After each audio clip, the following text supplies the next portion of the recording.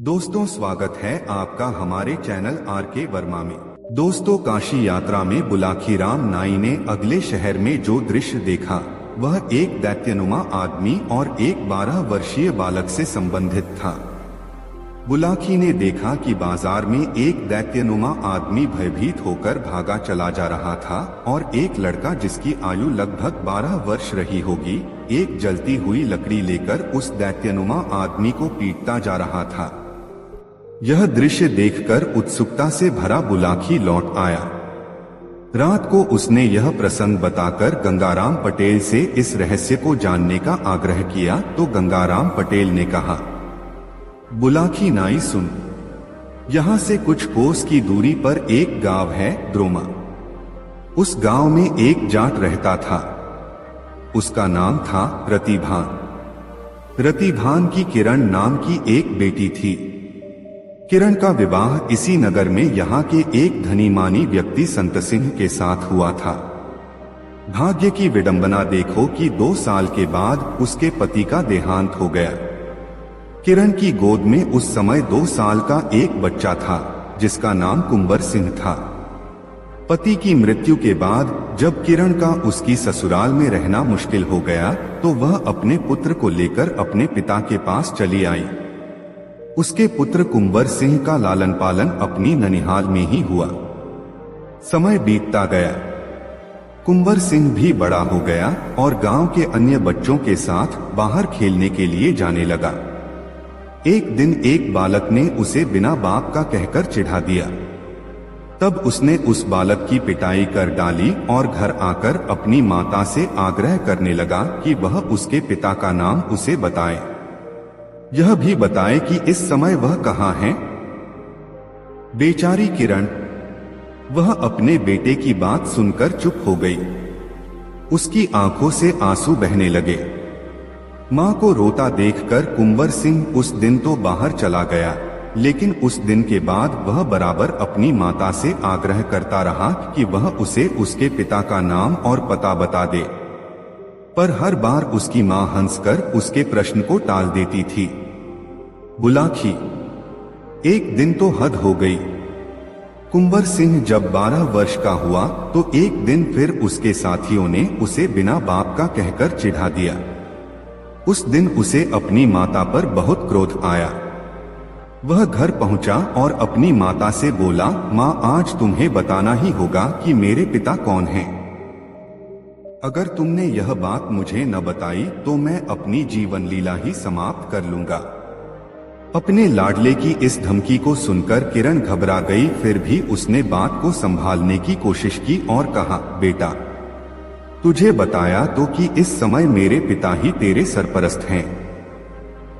वे तुझे प्यार भी तो पुत्र जैसा ही करते हैं, इसलिए तू उन्हें ही अपना पिता समझ। नहीं मां, मैं अपने नाना को अपना पिता कैसे मान लूं? मैं तो अपने उस पिता का नाम जानना चाहता हूं जिनकी मैं संतान हूं, जिनके अंश से मेरा जन्म हुआ है। बेटा अपनी जिद पर अड़ गया तो मां को आखिर झुकना ही पड़ा। उसने कहा, नहीं मानता तो बेटा सुन, तेरे पिता का नाम था संत सिंह। अब से लगभग 14-15 वर्ष पूर्व मेरा उनके साथ विवाह हुआ था, परंतु जब तेरी आयु मात्र 2 वर्ष की थी तब एक दिन उनका देहांत हो गया। उनकी मृत्यु की क्या वजह थी मां? क्या वे गंभीर रूप से बीमार हो गए थे? नहीं मेरे लाल, उनकी मृत्यु स्वाभाविक रूप से नहीं हुई थी, उन्हें एक प्रेत ने मार डाला था। प्रेत ने? लड़के ने आश्चर्य से पूछा, प्रेत ने उन्हें कैसे मार डाला मां? क्या बताऊं बेटा, तेरे पिता का भरा पूरा परिवार था। खूब धन दौलत थी उनके पास। एक बहुत बड़ी हवेली थी, लेकिन दैवयोग से उस परिवार को ग्रहण लग गया। न जाने कैसे उस मकान में एक दिन एक प्रेत प्रकट हो गया। उस प्रेत ने एक एक करके परिवार के सभी लोग मार डाले। जब तेरा जन्म हुआ तो मैंने तेरे पिता से उस प्रेतग्रस्त हवेली को छोड़ देने के लिए बहुत प्रार्थना की, किंतु वह नहीं माने। दरअसल उन्हें भूत प्रेतों जैसी बातों पर यकीन ही नहीं था। फिर हुआ यह कि एक दिन वह भी उस प्रेत का शिकार बन गए। तब मैं बहुत घबरा गई और उस हवेली को बंद करके तुझे लेकर यहाँ चली आई। यही तेरा लालन पालन हुआ और अब भी हो रहा है। यह है सारी कहानी। अपनी माता के मुख से यह कहानी सुनकर कुंवर सिंह के मन में बहुत क्षोभ पैदा हुआ। उसने अपनी माता से कहा, हे माँ, तू मुझे उस हवेली की चाबी दे दे। मैं वहां जाकर यह देखना चाहता हूं कि वह प्रेत कैसा है जिसने हमारे सारे परिवार को मार डाला है। ना बेटा ना। पुत्र की बात सुनकर घबराई हुई माँ ने कहा, मैं तुझे वहां नहीं जाने दूंगी। तू वहां गया तो वह प्रेत तुझे भी मार डालेगा। मैं तुझे खोना नहीं चाहती बेटा। देखो माँ, मैं यह निश्चय कर चुका हूं कि उस हवेली में जाऊंगा जरूर। तू मुझे खुशी खुशी जाने की आज्ञा देगी तो ठीक है, नहीं तो मैं तुझसे पूछे बगैर ही यहाँ से चला जाऊंगा। इसीलिए कह रहा हूं कि उस हवेली की चाबी मुझे दे दे। तेरा आशीर्वाद मेरे साथ रहेगा तो मैं उस प्रेत पर तो क्या, महाप्रेत पर भी विजय प्राप्त कर लूंगा। बेटे की जिद के आगे मां हार गई। तब उसने आंसू पोंछते हुए उस हवेली की चाबी कुंवर सिंह को सौंप दी। कुंवर सिंह उसी दिन अपनी पैतृक हवेली को देखने के लिए चल पड़ा। शाम ढले वह शहर में पहुंचा। रात के समय वह उस प्रेतग्रस्त हवेली में नहीं जाना चाहता था, अतः वह रात उसने एक धर्मशाला में रुककर काट दी। प्रातः होते ही वह अपनी हवेली पर पहुंचा और चाबी से ताला खोलकर हवेली के अंदर प्रवेश कर गया। हवेली वर्षों से बंद पड़ी थी, अतः उसमें बहुत सी गंदगी जमा हो गई थी। जगह जगह मकड़ियों ने अपने जाले बना लिए थे। चमगादड़ों की तो एक तरह से पनाहगाह ही बन गई थी पूरी हवेली। उल्लू और कबूतरों ने कई कमरों पर अपना अधिकार जमाया हुआ था। कुंवर सिंह हवेली की सफाई में जुट गया। एक एक करके उसने सब कमरे साफ किए, आंगन भी साफ कर दिया। कमरों में अगरबत्तियां जलाकर रख दी ताकि हवेली में फैली बदबू दूर हो जाए। पूरी हवेली को साफ करने में घंटों लग गए, तब जाकर वह रहने योग्य हुई। अब उसे चिंता हुई शाम के भोजन की। वह बाजार गया और वहां से भोजन बनाने के लिए प्रत्येक आवश्यक वस्तु खरीद लाया। कुंवर सिंह ने अपनी मां से खाना बनाना सीख लिया था। वह तरह तरह के स्वादिष्ट व्यंजन तैयार कर लेता था।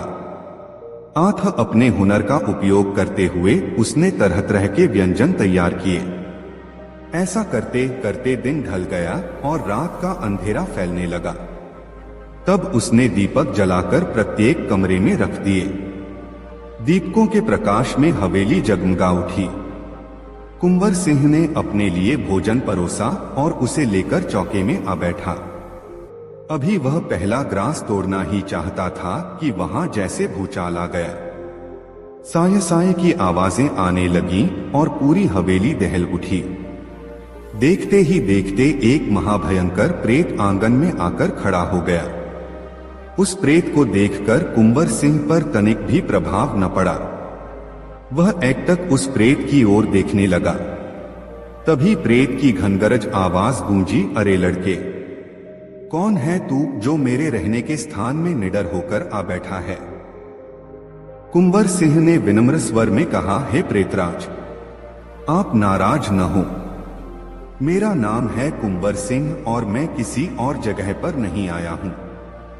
यह हवेली मेरे पूर्वजों की है, इसलिए इस पर मेरा ही अधिकार है। मैं अपने घर में आया हूं। अच्छा, तो तू है इस हवेली का उत्तराधिकारी? प्रेत गर्जा, तेरे परिवार के तो सभी लोगों को एक एक करके मैंने समाप्त कर दिया था। अब तू खुद ही मरने के लिए यहाँ आ पहुंचा है तो तुझे भी नहीं छोड़ूंगा। आज ही तुझे मार डालूंगा। जरूर मार डालना, लड़का बोला, पर आज आप मेरे मेहमान हैं। विराजिए और मेरे साथ भोजन कीजिए। मैंने अपने हाथों से ये सारे व्यंजन तैयार किए हैं। आप इन स्वादिष्ट व्यंजनों का आनंद लीजिए। मुझे ये घासपात खाना अच्छा नहीं लगता। मुझे तो चाहिए ताजा खून। तेरे इन व्यंजनों में मेरी कतई दिलचस्पी नहीं है, प्रेत बोला। अरे प्रेत महाशय, आप चखकर तो देखिए, अच्छा न लगे तो मत खाना। ठीक है, देखता हूं चखकर, पर मुझे यह भोजन खिलाकर तू ये मत समझ बैठना कि मैं तुझ पर रहम खाकर तुझे बख्श दूंगा। मारूंगा तो मैं तब भी तुझे। लड़का हंसा, बोला हाँ हाँ मार देना, पर पहले मेरे साथ भोजन तो कर लो। भूखे पेट तो आपको मुझे मारते भी नहीं बनेगा। वह कहावत सुनी है न आपने, भूखे भजन न होय गोपाला।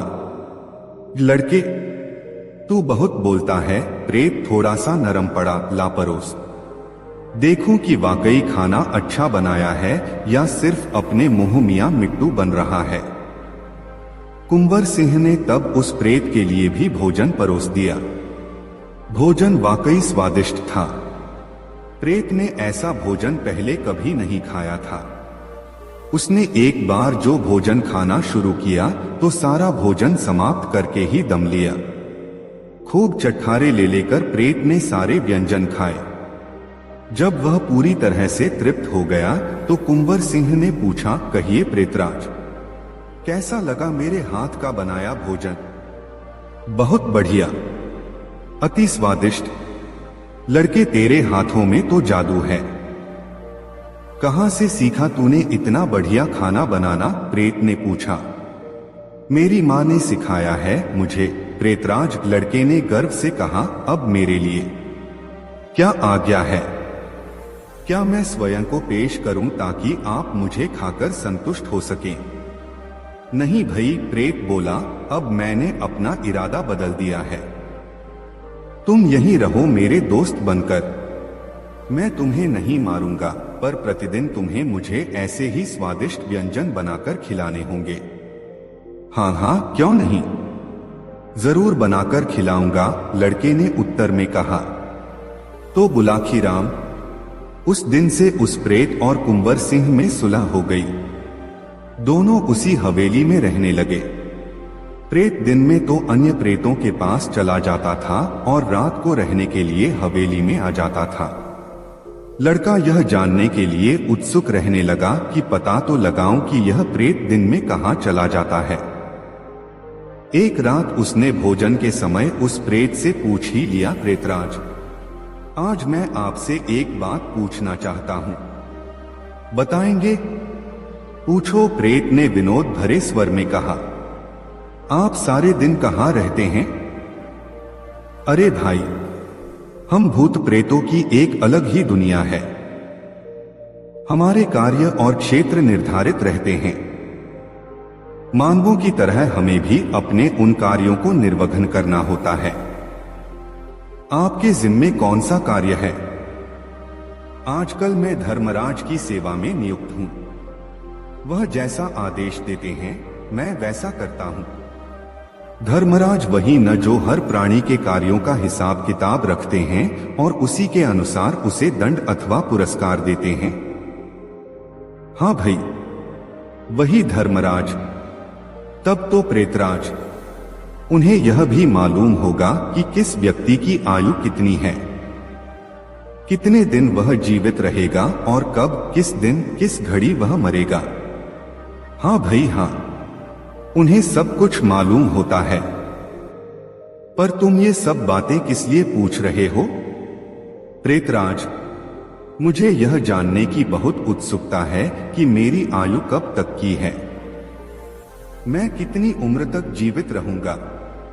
क्या आप मुझ पर कृपा करके धर्मराज से मेरी आयु पूछकर मुझे बता देंगे? लड़के ने कहा। यह कौन सा बड़ा काम है? प्रेत बोला, मैं कल ही तुम्हारी आयु के विषय में धर्मराज से पूछ लूंगा।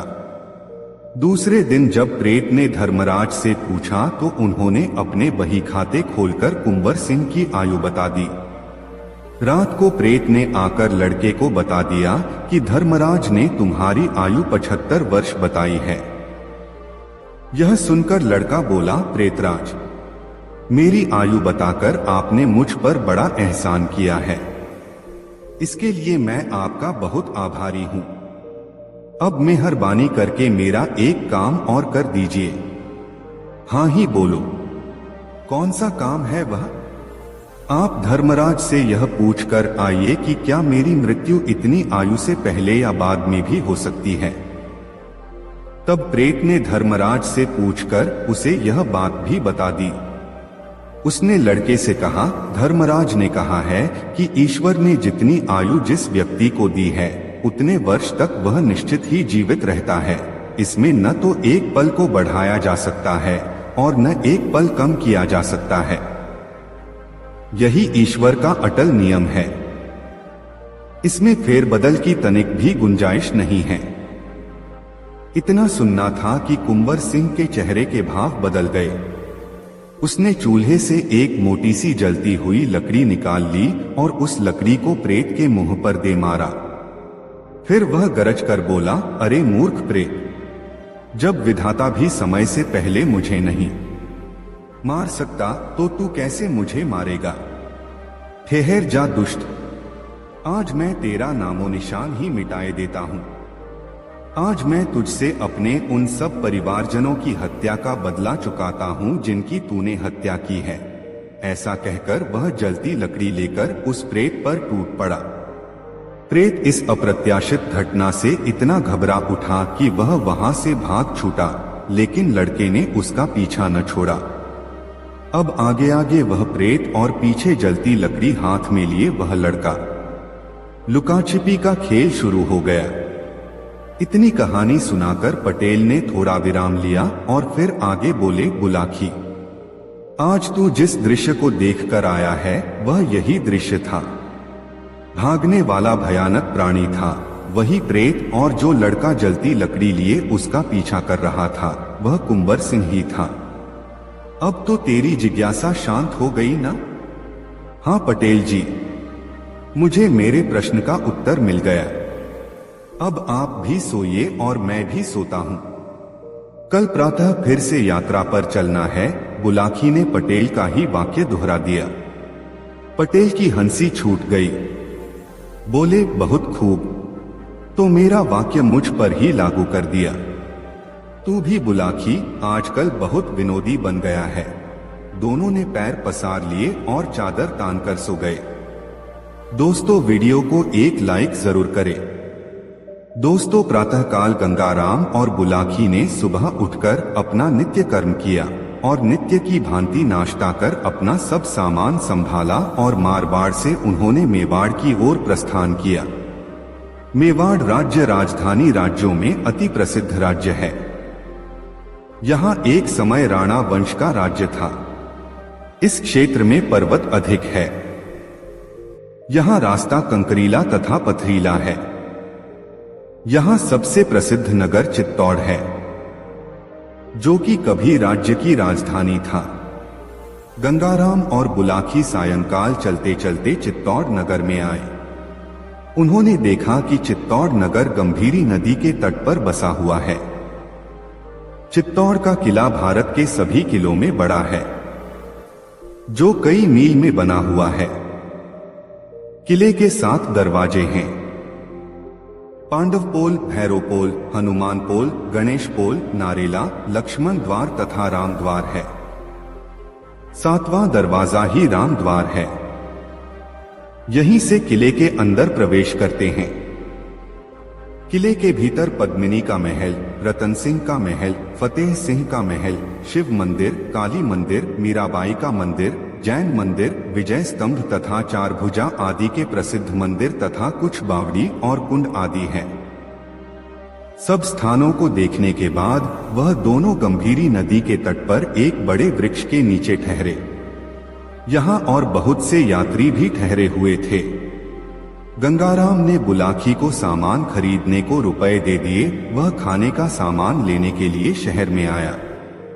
जब वह सामान खरीदने के लिए जा रहा था तो उसने देखा कि एक भटियारा, एक फौजी जवान तथा एक वेश्या एक आदमी को पकड़े हुए राजदरबार की ओर जा रहे हैं।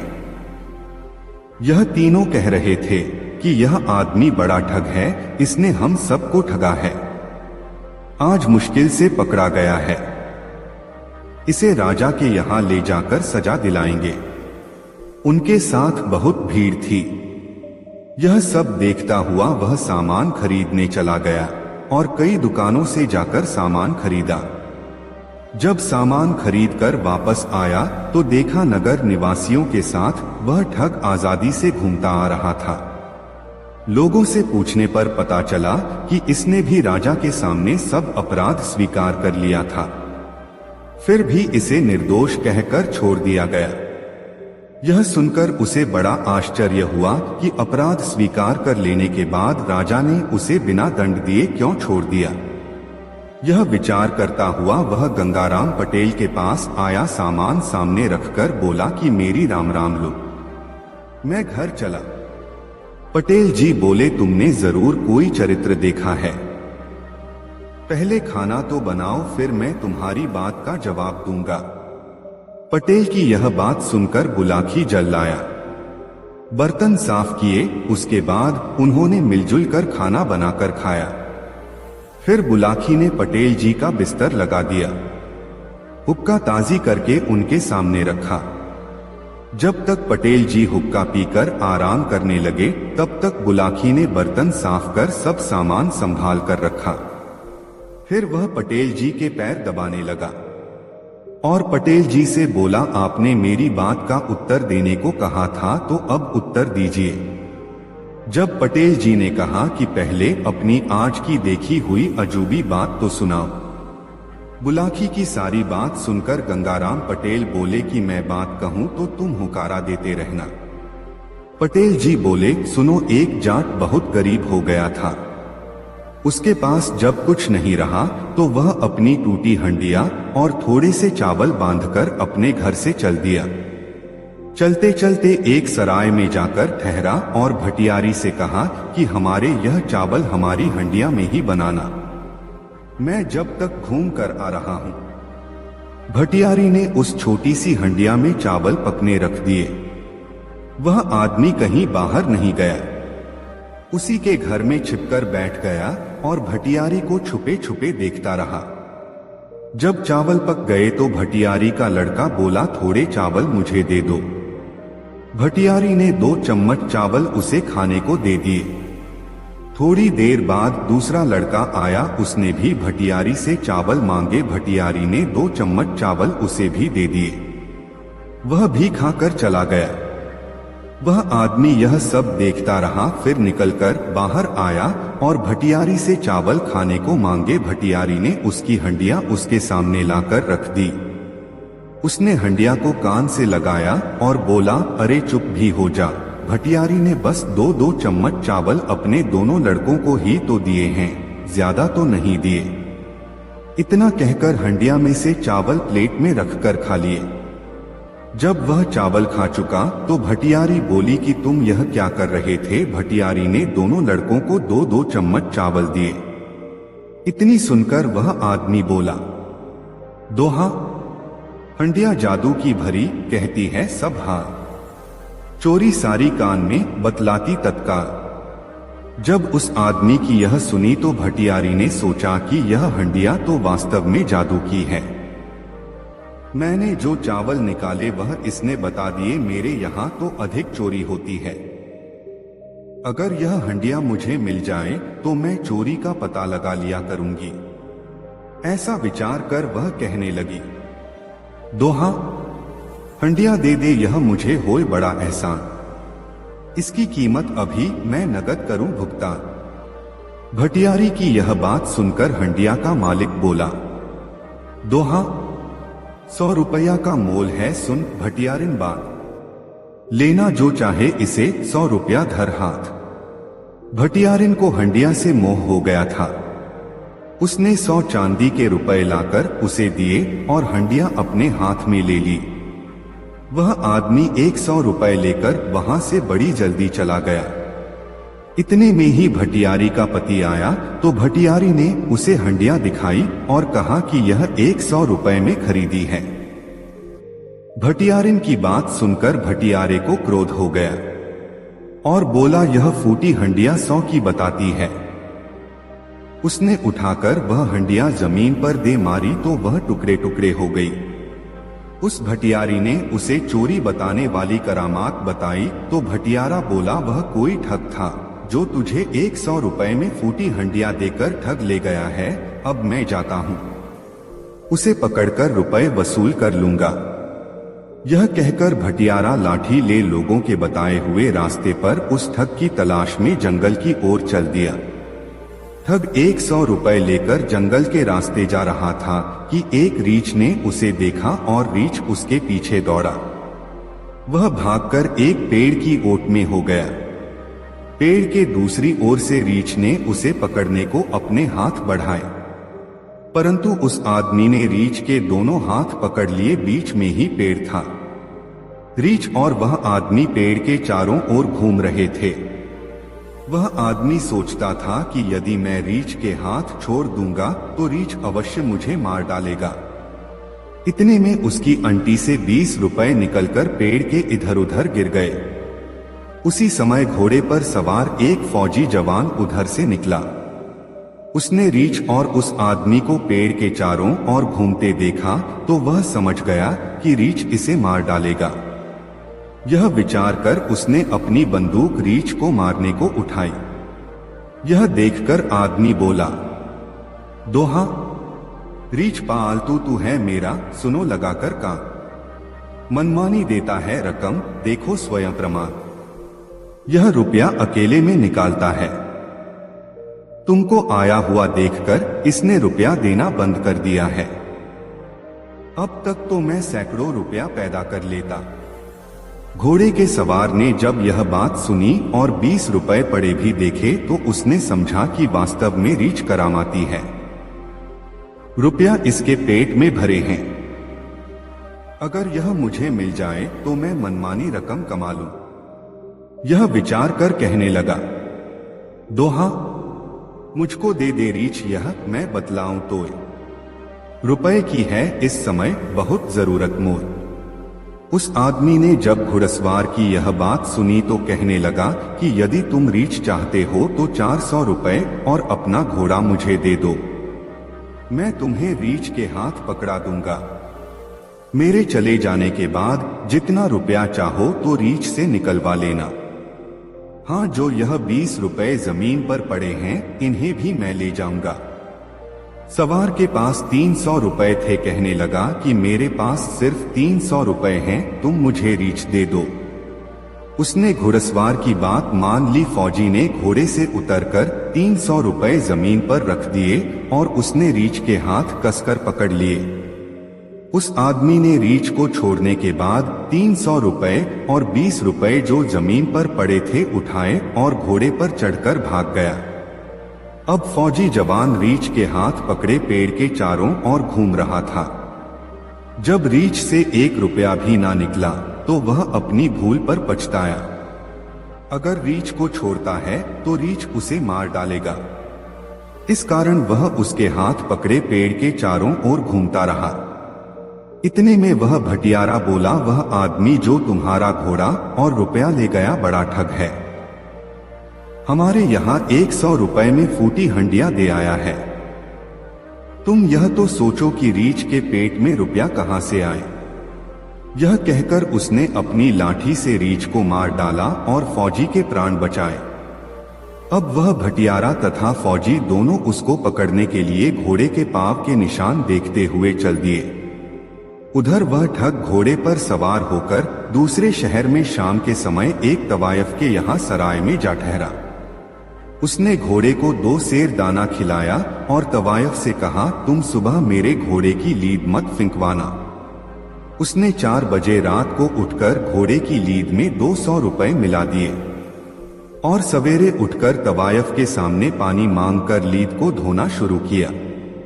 उसमें से 200 रुपए जो उसने मिलाए थे सो निकाल लिए और बोला, यह मेरा घोड़ा करामाती है। देखो तुम्हारे सामने मैंने इसे 2 सेर दाना खिलाया था। इसने लीद में से 200 रुपए दिए। इसे जितने सेर दाना खिलाता हूं उतने ही सैकड़ा रुपया लीद के साथ निकालता है। यह सुनकर तवायफ को लालच आ गया और कहने लगी, यह घोड़ा मुझे दे दो और जो कुछ चाहो तो ले लो। तवायफ के बहुत विनय करने पर 1000 रुपए लेकर उसने वह घोड़ा दे दिया और चला गया। तवायफ ने सोचा कि 1000 रुपए एक ही दिन में वसूल कर लूं, इसलिए उसने घोड़े को 10 सेर दाना खिला दिया, जिसे खाकर घोड़े का पेट फूल गया और वह मर गया। वह मरा हुआ घोड़ा सराय के दरवाजे पर पड़ा हुआ था। उधर से भटियारा और फौजी निकले। फौजी ने अपना घोड़ा पहचाना और भटियारे से बोला, मेरा घोड़ा तो यहाँ मरा पड़ा है, ठग भी यहीं कहीं होगा। जब उन्होंने तवायफ से पता लगाया तो उसने कहा कि एक आदमी इसे करामाती घोड़ा बताकर 1000 रुपए में बेच गया है। फौजी बोला, घोड़ा मेरा है, इसमें कोई करामात नहीं थी। तुम्हारी भांति ही उस ठग ने हम दोनों को भी ठगा है। चलो अब हम दोनों मिलकर उसे तलाश करेंगे और पकड़कर अपना रुपया वसूल करेंगे। अब वह तवायफ भी उनके साथ में हो गई। अब भटियारे, फौजी और तवायफ तीनों ही उसको ढूंढने के लिए चल दिए और उसी शहर में घूमते हुए उसको पकड़ भी लिया। और जब वह नहीं माना तो वे अपना न्याय कराने के लिए उसे राज दरबार में ले गए। सबसे पहले राजा के सामने भटियारे ने अपना दावा रखा। वह बोला कि यह आदमी ठग है। मेरी पत्नी को फूटी हंडिया 100 रुपए में देकर ठग लाया है, जिसने उसे यह लालच दिया था कि हंडिया मेरी करामाती है और चोरी बताती है। राजा ने उससे पूछा कि भटियारा जो कुछ कह रहा है क्या ठीक है? वह आदमी बोला, वास्तव में मेरी हड्डियां करामाती थी और वह चोरी बताती थी। आप उस हंडिया को मंगाकर जांच कर लीजिए। राजा ने भटियारे से कहा कि वह हंडिया लाओ। भटियारा बोला, वह तो मैंने फोड़ दी। राजा कहने लगा, जब हंडिया ही नहीं तो मैं न्याय कैसे करूं? इसके बाद फौजी ने अपनी फरियाद की कि यह आदमी ठग है। यह 300 रुपए और घोड़ा मुझसे बहका कर ले गया और एक रीछ का हाथ पकड़ा आया। इसने कहा था कि यह रीछ अकेले में पेट से टट्टी की राह रुपए निकालता है। राजा ने उससे पूछा, क्या तुमने 300 रुपए और घोड़ा लेकर इन्हें रीछ दिया था? उसने उत्तर दिया, महाराज मेरा रीछ करामाती था, मैंने जो कुछ भी कहा था सत्य है। रीछ को मंगवा कर जांच कर ली जाए। भटियारा बोला, उसको मारकर तो मैंने इसकी जान बचाई है। राजा बोला, तुम्हारे मामले में भी यह निर्दोष है क्योंकि तुमने रीछ मार दिया है। इसके बाद तवायफ ने कहा, यह 1000 रुपए में अपना घोड़ा मुझे इस शर्त पर बेच आया था कि इसे जितने सेर दाना खिलाते हैं उतने 100 रुपए लीद के साथ देता है। इस प्रकार इसने मुझे धोखा दिया है। ठग बोला, श्रीमान जी घोड़े को मंगाकर आप मेरी साँच झूठ की जांच कर लें। वैसे मेरी बात झूठ हो तो मुझे कठोर सजा दीजिए।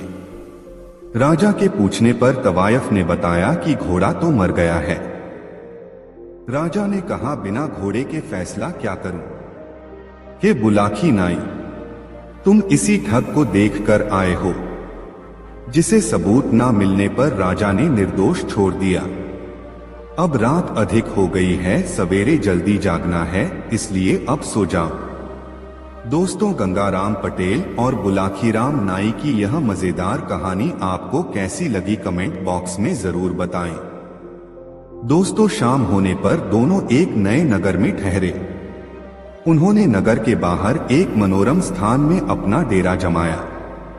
मामूल के मुताबिक पटेल ने पैसे देकर अपने तथा घोड़ों के भोजन का प्रबंध करने के लिए शहर भेज दिया। यहाँ से जब सारा सामान खरीदकर बुलाखी लौटा तो एक नई घटना देखकर आया। रात को जब दोनों खाना खाकर निवृत्त हो गए तो पटेल ने ही पूछा, बुलाखी, लगता है आज तूने इस शहर में कोई नया दृश्य नहीं देखा, इसलिए चुप बैठा है। नहीं पटेल जी, दृश्य तो मैंने देखा है और आपने वादे के अनुसार मेरी उस शंका का निराकरण भी करना है। चुप तो मैं इसलिए था क्योंकि अभी भी मेरे मानसपटल पर पवित्र काशी नगरी के दृश्य ही घूम रहे थे। बुलाकी ने कहा, काशी नगरी तो अब पीछे छूट गई।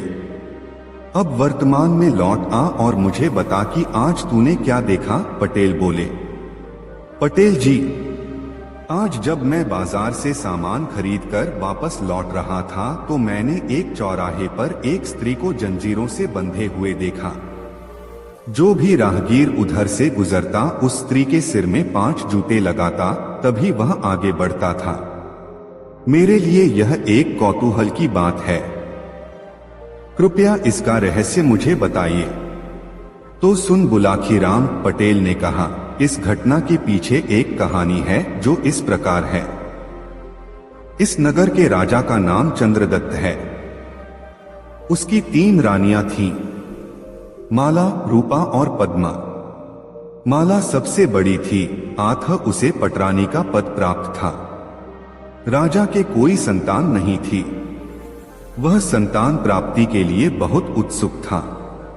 दोनों छोटी रानियों से उसने विवाह भी इस कारण ही किया था, जिससे कि वे अपनी कोख से किसी संतान को जन्म दे सकें। पर अफसोस कि बड़ी रानी की तरह दोनों छोटी रानियों को भी कोई संतान न हो सकी। राजा ने अनेक वैद्य, हकीम और मंत्र तंत्र करने वाले पीर फकीरों को तीनों रानियों को दिखाया। अंततः उसकी इच्छा पूर्ण हुई। बड़ी रानी को गर्भ रह गया। जब बड़ी रानी माला गर्भवती हो गई तो दोनों छोटी रानियों को उससे ईर्ष्या पैदा हो गई। उन्हें यह लगने लगा कि अब बड़ी रानी का तो राजा की निगाहों में सम्मान और भी बढ़ जाएगा, जबकि हम दोनों उपेक्षित हो जाएंगी। ऐसा विचार कर दोनों ने एक कुचक्र रचा। उन्होंने बड़ी रानी के गर्भ से जन्म लेने वाले शिशु का वध करवाने का फैसला कर लिया। एक दिन बड़ी रानी ने उन दोनों से पूछा, रूपा और पद्मा, तुम दोनों मेरी छोटी बहनों की तरह हो। यह तो मैं जानती हूं कि तुम्हें भी प्रसव का कोई अनुभव नहीं है और मेरे भी गर्भ से यह पहली ही संतान होगी। फिर भी मैं यह जानना चाहती हूँ कि प्रसव के समय मैं क्या करूँ कि मेरी कोख से जन्म लेने वाला मेरा शिशु खूब स्वस्थ और सुंदर हो। यह सुनकर छोटी रानी ने कहा, महारानी, अपने मायके में मैंने सुना था कि जब भी स्त्री को पहली संतान पैदा हो उसे अपनी आंखों पर काली पट्टी बांध लेनी चाहिए। ऐसा करने से माना जाता है कि मां या संतान पैदा करने में सहायता देने वाली दाई की नजर बच्चे को नहीं लगती, क्योंकि यह भी कहा जाता है कि कभी कभी अपनी जन्मदात्री मां की नजर भी उसकी संतान को लग जाती है। अतः आप जब अपने बच्चे को जन्म दें तो उस समय अपनी आंखों पर काली पट्टी बांध लें। बड़ी रानी ने सोचा कि इतने दिन अपने शिशु को मैंने गर्भ में धारण किया है, पैदा होते ही यदि उसे मेरी नजर लग गई तो यह तो बहुत बुरी बात होगी। अतः उसने प्रसव के समय अपनी आंखों पर काली पट्टी बंधवाने का फैसला किया। उसने दोनों छोटी रानियों को भी बता दिया कि जैसे ही मुझे प्रसव वेदना शुरू होगी उसी दिन मैं अपनी आंखों पर काली पट्टी बंधवा लूंगी। बड़ी रानी के ऐसे विचार जानकर दोनों रानियों ने दाई को धन देकर उसे खरीद लिया। उन्होंने दाई से कहा, महल या महल से बाहर किसी ऐसी स्त्री की खोज करो जिसको रानी के समय में ही बच्चा पैदा हो। 1-2 घंटा आगे पीछे भी हो तो भी चलेगा। हम तब तक स्थिति को संभाले रहेंगी। फिर जैसे ही उस स्त्री को बच्चा पैदा हो तुम वह बच्चा रानी के बच्चे से बदल लेना। इसके लिए जो पुरस्कार तुम्हें हमसे अब तक मिला है उससे भी बड़ा पुरस्कार मिलेगा। और धन मिलने के लालच में दाई ऐसा करने को तैयार हो गई। संयोगवश उस स्त्री को उसी समय एक मरा हुआ बच्चा पैदा हुआ। जब रानी ने अपने पहले शिशु को जन्म दिया तब उस दाई ने उस स्त्री का मरा हुआ बच्चा लाकर रानी के पास रख दिया और उसका जीवित बच्चा वहां से उठा ले आई। फिर उसने प्रचारित कर दिया कि रानी की कोख से एक मरा हुआ बच्चा जन्मा है। रानी की आंखों पर पट्टी बंधी थी, अतः वह दाई की इस साजिश को देख नहीं पाई। राजा को जब पता चला कि रानी ने एक मृत बालक को जन्म दिया है तो उसे बेहद दुख पहुंचा, किंतु अब हो भी क्या सकता था, उसने अपने प्रारब्ध का दोष मानकर सब्र कर लिया। उधर वह दाई छोटी रानियों के पास पहुंची और कहा, रानी जी, महारानी का बच्चा मेरे पास सुरक्षित है, बताओ उसका क्या करूं? करना क्या है? उस संपोले को मारकर जंगल में फेंक आओ, बाद में आकर अपना पुरस्कार हमसे ले जाना, रानियों ने कहा। दाई जब घर आई तो उसने उस शिशु को नजर भर कर देखा। बच्चा टुकुर टुकुर बड़े भोलेपन से उसकी ओर देख रहा था। दाई का हृदय पिघल उठा, उसे बच्चे पर दया आ गई। उसने बच्चे की हत्या न करके उसे पुत्रवत पालने का निश्चय कर लिया। तब से वह बच्चा दाई के घर में ही परवरिश पाने लगा। दाई ने उसका नाम श्याम सिंह रख दिया और एक ताबीज में उसके पैदा होने का दिन और पिता का नाम लिखकर उस बच्चे के गले में ताबीज डाल दिया। दाई की एक बच्ची भी थी जिसका नाम था मीना। दोनों बालक दाई की छत्रछाया में बड़े होने लगे। जब श्याम की आयु 15 वर्ष की हो गई तो एक दिन अचानक उस दाई की मृत्यु हो गई। श्याम और मीना अकेले रह गए, क्योंकि केवल वह दाई ही थी जो उनका पालन पोषण करके उनकी आयु को परवान चढ़ा रही थी। कुछ दिन तो दोनों दाई माँ की पूंजी से निर्वाह करते रहे, किंतु अधिक दिन गुजारना कठिन था। इसलिए एक दिन श्याम ने मीना से कहा, बहन, अब हमारे ऊपर कोई संरक्षक नहीं है, अतः अब मुझे कोई काम ढूंढना ही होगा। यह सुनकर मीना बोली, मेरे भैया, तुम तो अभी किसी लायक भी नहीं हो, तुम्हारी आयु भी बहुत कम है, तुम्हें नौकरी कैसे मिल पाएगी? तुम चिंता मत करो बहन। जब आदमी किसी काम को करने का निश्चय कर लेता है तो कोई न कोई रास्ता निकल ही आता है। वैसे भी ऐसा कहा गया है कि ईश्वर भी उन लोगों की मदद करता है जो अपनी मदद अपने आप करते हैं। मैं आज ही राजा के दरबार में जाता हूँ और उसके यहाँ कोई नौकरी पाने की कोशिश करूंगा। हे बुलाखी नाई, ऐसा कहकर वह राज दरबार के लिए चल पड़ा। जब वह राजमहल के नीचे से गुजर रहा था तब बड़ी रानी माला की दृष्टि उस पर पड़ी। वह उस समय महल की छत पर बैठी नीचे से गुजरते हुए लोगों को देख रही थी।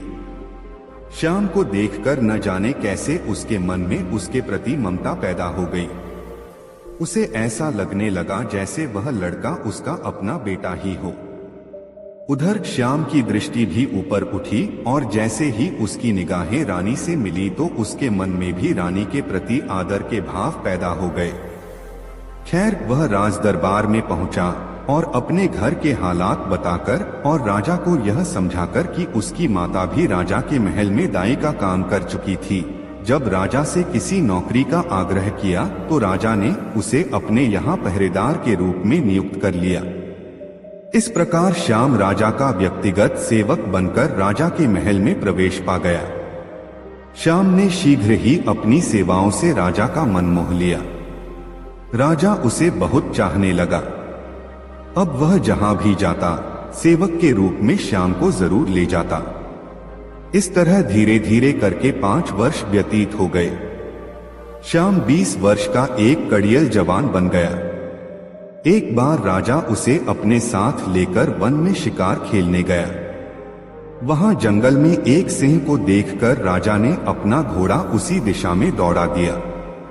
निकट पहुंचकर राजा ने अपना भाला सिंह पर चलाया, किंतु भाला उसके शरीर के बालों को छूता हुआ निकल गया। यह देखकर सिंह ने पलटकर वार कर दिया, लेकिन इससे पहले कि सिंह राजा पर झपट्टा मारे, श्याम उसके सामने दीवार बनकर अड़ गया। श्याम ने अपनी तलवार सिंह की छाती से अड़ा दी। तब सिंह ने राजा का ध्यान तो छोड़ा और श्याम पर टूट पड़ा। दोनों में जोर आजमाइश होने लगी। कभी श्याम सिंह को तलवार से ठेलकर पीछे हटा देता, कभी सिंह दहाड़कर उसे अपने पंजों से फाड़ डालने की कोशिश करता। काफी देर तक उन दोनों के बीच मौत की यह आंख मिचौली होती रही। इस बीच श्याम के गले में पड़ा ताबीज टूटकर नीचे गिर गया। राजा ने जब सिंह को भारी पड़ता देखा तो वह भी घोड़े से कूदकर सिंह से भिड़ गया। दो दो तलवारों की मार सिंह न झेल सका। वह घायल होकर भूमि पर गिरकर तड़पने लगा। थोड़ी ही देर में उसका तड़पना भी बंद हो गया और वह मृत्यु को प्राप्त हो गया। इसी बीच श्याम के गले से नीचे गिरा वह ताबीज राजा की निगाहों में आ गया। उसने नीचे झुककर उस ताबीज को उठाया और उसे अपनी जेब में रख लिया। दोनों जब सिंह का आखेट करने के बाद महल लौटे तो राजा ने श्याम का बड़ा सम्मान किया। उसने उसकी पदोन्नति कर दी और कई और भी बहुत सी सुविधाएं उसे दे दी। रात को राजा ने अपनी राजसी पोशाक उतारी तो वह ताबीज उसकी जेब से निकलकर नीचे जा गिरा। राजा ने ताबीज उठाया और ताबीज को उलट पलट कर देखा। फिर उसने जब ताबीज खोला तो उसमें से एक कागज का पुर्जा निकला जिसमें श्याम के बारे में सब कुछ लिखा हुआ था। राजा को यह जानकर बेहद खुशी हुई कि श्याम उसी का बेटा है। तावोज में मिले कागज पर लिखी तहरीर को पढ़कर राजा को सारा भेद मालूम पड़ गया। उसने बड़ी रानी माला को जब यह बात बताई तो उसकी खुशी का भी ठिकाना न रहा। उसने श्याम को अपनी छाती से लगा लिया और बार बार उसकी बलैया लेने लगी। तावीज में मिली तहरीर पढ़कर राजा को दोनों छोटी रानियों पर बेहद गुस्सा आया। उसने उसी समय दोनों को दंड देने का निश्चय कर लिया। उधर जब दोनों रानियों को यह मालूम हुआ कि उनकी योजना का भंडाफोड़ हो गया है और राजा अब उन्हें क्षमा नहीं करेगा तो वे दोनों बेहद घबराईं। इसी घबराहट में रानी पद्मा ने तो विष खाकर आत्महत्या कर ली, लेकिन रूपा आत्महत्या करने का साहस जुटा न पाई। राजा ने उसे जीवित गिरफ्तार कर लिया और सजा के रूप में उसके हाथ पांव बंधवाकर एक चबूतरे पर बिठा दिया। फिर उसने आज्ञा प्रसारित करवा दी कि राज्य का जो भी व्यक्ति उस चबूतरे के पास से गुजरे वह रानी रूपा के सिर पर 5 जूते मारे। कहानी का समापन कर पटेल ने कहा, सोहे बुलाखी नाई, आज तुम जो अनोखी घटना देख कर आए थे वह वही घटना थी। रूपा रानी को उसके किए का दंड दिया जा रहा था। उम्मीद है यह सब जानकर तुम्हारी शंका का समाधान हो गया होगा। यह कहकर पटेल जी खामोश हो गए। बुलाकी को भी अपने प्रश्न का उत्तर मिल चुका था, अतः वह भी सोने की तैयारी करने लगा। कुछ ही देर में दोनों के खर्टी गूंजने लगे। दोस्तों, कहानी कैसी लगी कमेंट में जरूर बताएं। दोस्तों, अगले दिन प्रातःकाल उठकर गंगाराम पटेल तथा बुलाकी दास ने अपने शौच आदि नित्य कर्म किए, फिर नाश्ता करके अपना सब सामान संभाला। उसके बाद जूनागढ़ से प्रस्थान किया। रास्ते में उन्होंने देखा कि इस क्षेत्र में निवास बड़े धार्मिक, दयालु और धनाढ्य हैं। उन्होंने रास्ते में बहुत से मंदिर भी देखे जहां सदावर्त लगे हुए थे। वहीं महात्माओं तथा भूखे लोगों को भोजन दिया जाता था। इस प्रकार अनेक प्राकृतिक दृश्यों को देखते हुए वह भावनगर में आए। भावनगर गुजरात का एक प्रसिद्ध शहर है। यहाँ शहर के किनारे एक सुंदर बाग में आकर ठहरे। बुलाकी नाई ने सब सामान ठीक प्रकार से लगा दिया तो उसके बाद गंगाराम पटेल ने 50 रुपए बाजार से सामान लाने को दिए। बुलाकी दास खाने का सामान लेकर बाजार से जिस समय वापस आ रहा था तो उसने देखा कि एक बहुत बड़ा जुलूस निकल रहा है। उसमें एक वृद्ध पुरुष तथा एक वृद्ध महिला भी थी। इनका एक स्थान पर अभिनंदन हो रहा था। बुलाकी दास ने वहां खड़े हुए लोगों से पूछा कि यह जुलूस किस कारण से निकाला जा रहा है। लोगों ने उसे बताया कि यह वृद्ध और वृद्धा दोनों पति पत्नी हैं। कई साल पहले इन्हें मृत घोषित कर दिया था। यह शहर के प्रसिद्ध सेठ और सब जनता के प्रिय तथा हितकारी हैं। इनके मरने के समाचार है। सब जनता बहुत दुखी थी, परंतु आज यह जीवित यहाँ आए हैं तो जनता ने इसी उपलक्ष्य में इनका जुलूस निकालकर खुशी मनाई है। जगह जगह दोनों का अभिनंदन हो रहा है। बुलाखीदास को यह बात सुनकर बड़ा आश्चर्य हुआ और वह कहने लगा कि कई साल पहले जो व्यक्ति मर चुके थे आज भी जीवित कैसे हो गए हैं और उनका जुलूस इस उत्साह से क्यों निकल रहा है। अपने मन में विचार करता हुआ बुलाखी नाई सामान लेकर पटेल जी के पास आया और उनके सामने सामान रखकर कहने लगा, पटेल जी अब तो मुझे आज्ञा दो।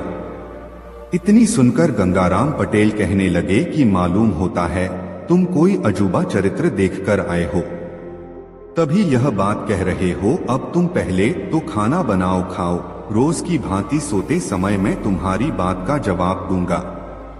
गंगाराम पटेल की बात सुनकर बुलाखी दास पानी भरकर लाया, चूल्हा जलाया, फिर दोनों ने मिलकर भोजन बनाकर खाया। बुलाखी नाई पटेल जी का बिस्तर लगा दिया और हुक्का भरकर उनके सामने रख दिया।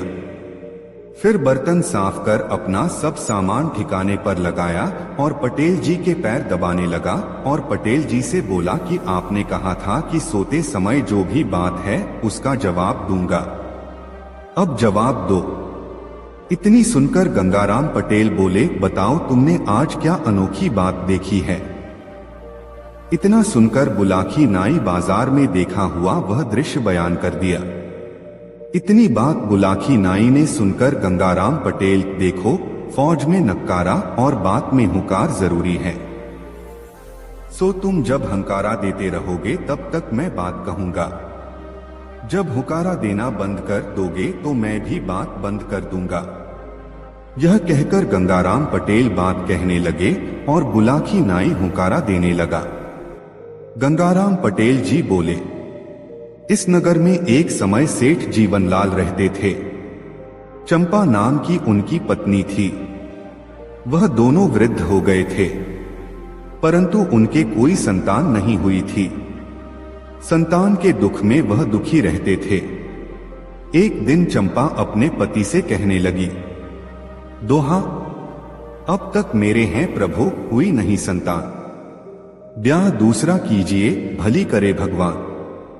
अपनी पत्नी की बात सुनकर सेठ बोले, दोहा हो करके रहता वही जो विधि रचा विधान, कैसे हो सकती प्रिय बिना भाग्य संतान। हे प्यारी, संतान भाग्य से होती है।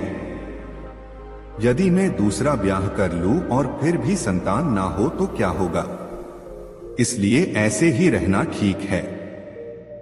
अब तक किसी को बुढ़ापे में ब्याह करके सुख नहीं मिला। इस सेठ ने सेठानी को बहुत समझाया परंतु वह ब्याह के लिए हठ पकड़ गई। अपनी पत्नी का हठ देखकर थोड़े दिन में एक 20 वर्ष की कन्या से विवाह कर लिया। सेठ जी विवाह कर नई वधू को अपने संग लाए तो दरवाजे पर आकर नई पत्नी कहने लगी, दोहा अलग रहूंगी सौत से, सुनो नाथ चितलाए, कमरा मेरे लिए एक खाली दे कर आए। नई वधू की ऐसी बात सुनकर सेठ कहने लगा, दोहा पत्नी मेरी वृद्ध है, सभी गुणों की खान, मिलकर के उससे रहो पाओ सुख महान। सेठ ने बहुत समझाया मगर नई पत्नी कहने लगी कि एक म्यान में 2 तलवार नहीं समा सकती। सेठ ने परेशान देखकर सब हाल अपनी पहली पत्नी से कहा, जिसे सुनकर उसने एक कमरा नई बहू के लिए अलग रहने को खाली कर दिया। नई बहू उस कमरे में आई और रहने लगी। सेठ का एक मुनीम था जिसकी उम्र लगभग 24 साल की थी। थोड़े दिन में नई बहू की उस मुनीम से आंख लड़ गई तो वह दोनों छिपकर अपनी वासना की तृप्ति करने लगे। मोहल्ले में मुनीम ने खबर कर दी कि सेठ पागल हो गए हैं। धीरे धीरे सेठ के पागल होने की खबर सब नगर में फैल गई। सेठ ने यह बात सुनी तो उसे बड़ा दुख हुआ, परंतु उसकी समझ में कोई बात नहीं आई। सेठ की पहली पत्नी ने मुनीम और सेठ की पत्नी का व्यवहार ताड़ लिया था। वह अपने पति से कहने लगी कि तुम्हारे मुनीम ने तुम्हारे पागल होने की खबर उड़ाई है, उसके नई बहू से दूषित संबंध हैं। यह लोग किसी षड्यंत्र से हम तुम दोनों को मरवाकर आप आनंद से जीवन व्यतीत करना चाहते हैं। सेठ ने कहा कि अब मैं होशियार रहूंगा। मुनीम और सेठ की नई पत्नी आपस में एक साथ रहती थी। एक दिन मुनीम ने सेठ की नई पत्नी को समझाया कि कहीं ऐसा ना हो कि पहली पत्नी को सेठ सभी जायदाद दे दे। इसलिए उचित है कि सेठ से उसकी संपत्ति को अपने हक में लिखवा लूं। सेठ की नई पत्नी ने भी इसका समर्थन किया। मुनीम उस शाम को शराब पीकर आया और एक लिखा हुआ पत्र सेठ के सामने रख दिया। उसने सेठ को पिस्तौल दिखाकर जबरन उस कागज पर हस्ताक्षर करा लिए। सेठ ने मरने के डर से उस पर हस्ताक्षर कर दिए। अब मुनीम और सेठ की नई पत्नी स्वच्छंद होकर रहने लगे। फिर एक दिन मुनीम ने सेठ को भोजन के साथ विष खिलाकर एक बड़े नाले में बहा दिया और दूसरे दिन मोहल्ले में खबर उड़ा दी कि सेठ पागल थे। ना जाने वह रात में कहां चले गए। यह खबर सुनकर लोग बहुत दुखी हुए। अब पहली बहू के दुख का ठिकाना भी ना रहा। बेचारी बहुत रोई, मगर क्या करती। एक दिन उस मुनीम ने सेठ के कपड़ों में खून के कुछ दाग लगाकर और हड्डियों का एक पंजर तलाश करके मोहल्ले में एक खबर सुनाई कि जंगल में सेठ की हड्डियां और वस्त्र मिले हैं। ऐसा मालूम होता है कि उन्हें जंगल में कोई जानवर खा गया। मोहल्ले के लोग वहां गए और सेठ के कपड़ों तथा हड्डियों के पंजर को उठा लाए और वैदिक रीति से दाह संस्कार कर दिया। अब सेठ की नई पत्नी और मुनीम पति पत्नी की भांति मकान में निडर होकर रहने लगे और सेठ की पहली पत्नी को दुख पहुंचाने लगे। वह कहने लगी, मैं सेठ की पत्नी हूं, उसकी संपत्ति मालिक हूं। मुझे सेठ के मरने की बात में भी बहुत लोगों का षड्यंत्र दिखता है। मैं यह सब पुलिस को बताऊंगी। यह सुनकर मुनीम और सेठ की नई पत्नी ने विचार किया कि अभी मामला ताजा है, इसलिए थोड़े दिन तो इसे सुख से रखना चाहिए, जिससे यह सेठ को भूल जाए, फिर इसका भी कुछ इंतजाम कर देंगे। यह विचार कर सेठ की नई पत्नी ने बनावटी प्रेम दिखाकर उसकी खुशामद की और कहा, तुम मुझसे बड़ी हो, मैंने बड़ी भूल की है, जो तुम्हें कष्ट दिया है अब कष्ट नहीं दूंगी, तुम्हें बड़ी बहन बनाकर रखूंगी। जिस नाले में सेठ को जहर खिलाकर फेंका गया था, आगे चलकर उसके किनारे एक महात्मा की कुटिया थी। महात्मा की नजर सेठ की लाश पर पड़ी तो उसने उसे निकलवाया। उसने देखा कि यह मरा नहीं है, बल्कि किसी ने जहर खिला दिया है। महात्मा ने जड़ी बूटियों से उसका इलाज किया तो सेठ का विष उतर गया और उसे होश आ गया। महात्मा ने उसे अच्छी तरह रखा, जिससे कुछ दिनों में वह स्वस्थ हो गया। वह सेठ महात्मा का शिष्य होकर उसी स्थान पर भगवान का भजन करने लगा। अब उसका हृदय समाज से ऐसी घृणा करने लगा कि उसने अपने घर जाने का भी विचार छोड़ दिया। उधर मुनीम आनंद पूर्वक सेठ की नई पत्नी के साथ विहार करता रहा।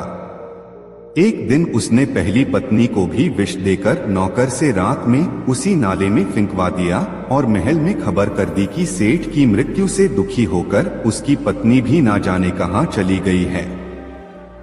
जब यह बात मोहल्ले वालों ने सुनी तो उन्हें बहुत दुख हुआ, परंतु करते भी तो क्या करते। सेठ की वृद्धा पत्नी की लाश भी उस नाले में बहती हुई उसी महात्मा की कुटिया के पास पहुंची तो महात्मा ने उसे भी निकलवाया और उसका भी जड़ी बूटियों से इलाज कर विष दूर कर दिया। जब उसे होश आया तो सेठ ने बताया कि यह तो मेरी पत्नी है। यह सुनकर महात्मा बहुत प्रसन्न हुआ और स्त्री को भी वही रखा। जब वह स्वस्थ हो गई तो उसने भी उस कुटी पर रहकर भगवान का भजन करने का विचार किया और अपने पति के सहित कुटी पर रहकर भगवान का भजन तथा महात्मा और अपने पति की सेवा करने लगी। महात्मा ने उन दोनों को समझाया कि जल्दी से जल्दी ही ऐसा समय आने वाला है कि मैं तुम्हें इस कुटी से तुम्हारे मकान को ले चलूंगा। पति पत्नी दोनों ने महात्मा की आज्ञा शिरोधार्य मानकर उनके वचनों को मानने का वचन दिया। थोड़े दिन के बाद मुनीम ने सोचा कि सेठ और वृद्ध सेठानी का अंत हो चुका है। मेरी इन बातों का पता सेठ की नई पत्नी को ही है। यदि इसको जान से मरवा दिया जाए तो मैं इस सेठ की सभी जायदाद का अकेला मालिक बन जाऊं। उसने जिस नौकर से सेठ सेठानी को जहर दिलवाया था उसे 5,000 रुपए देने का वादा करके अपनी ओर मिला लिया। रात में सेठ जी की सोती हुई नई पत्नी को भी चाकू से गोद दिया और उसी नौकर से गड्ढा खोदवाकर उसमें गढ़वा दिया। जब नौकर ने 5,000 रुपए मांगे तो उसे मारने को पिस्तौल दिखा दी। नौकर मुनीम की मनसा समझ गया और वहां से भागकर पुलिस के दफ्तर में गया और सेठ सेठानी को विष देने तथा नई सेठानी को जान से मारने की सभी बातें पुलिस को बताई। पुलिस अधिकारी मकान पर छापा मारकर सेठ की नई पत्नी की लाश गधे से निकालकर मुनीम को गिरफ्तार कर जेल भेज दिया। जब यह समाचार एक दिन महात्मा ने कुटी पर सुना तो उसने सेठ सेठानी को सम्मानपूर्वक उस नगर में भेजा। लोगों ने सेठ सेठानी को पहचानकर बड़ी खुशी मनाई और उसी खुशी में जुलूस निकालकर उनका जगह जगह पर सम्मान किया। हे बुलाखी, लोग सच कहते हैं, बुराई का फल बुरा होता है और भलाई का भला। तुम जिन सेठ सेठानी का सम्मान होते हुए देख आए हो वह यही दोनों पति पत्नी हैं, जिन्हें उनके मुनीम ने षड्यंत्र करके मृत घोषित करवाया था। देखो, बुढ़ापे में ब्याह करना बहुत बुरी बात है। 2 पत्नी वाले किसी पुरुष को सुख नहीं मिलता। अब रात बहुत हो गई है, इसलिए सो जाओ।